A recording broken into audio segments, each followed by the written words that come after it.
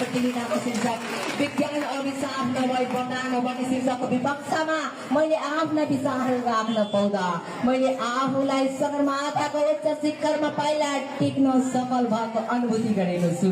आज विज्ञानले आविष्कार गरेका हात हतियारका कारण मानव जीवन अत्यन्तै असहज, जटिल र यान्त्रिक बन्दै गएको छ।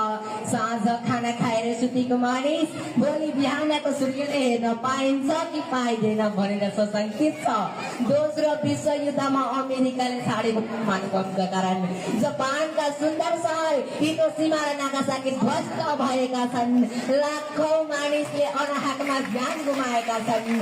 अत आधुनिक विज्ञान मानवका निम्ति अभिशाप साबित भएको छ।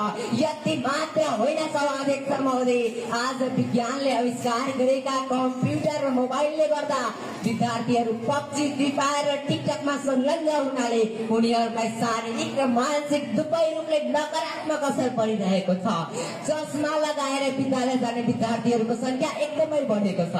आज बाढीमा पलाएको काग र इन्जेक्सन लगाएर भोलि लौका जत्रो हुँदा र पर्सिपल्ट नाक फुराएर घिरौडा जत्रो हुँदा कति ठुलो भनेर मात्रले गर्दा विभिन्न किसिमका रोगहरू लागेर अस्पतालमा गई कयौं पैसा खर्च गर्न बाध्य पर्नुहुन्छ।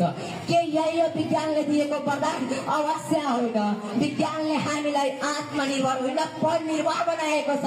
हामीमा भएको सृजनशीलतामा कमी आएको छ। सानो तिनो जोड घटाउ गर्न पनि क्यालकुलेटर नै पिस्नु पर्ने अवस्था सिर्जना गराउने विज्ञानलाई हामीले वरदान भन्न सकिएला त? भिडबाट बस्नेलाई राम्रो तर्क होइन यथार्थलाई बुझ्ने प्रयास गर्नु।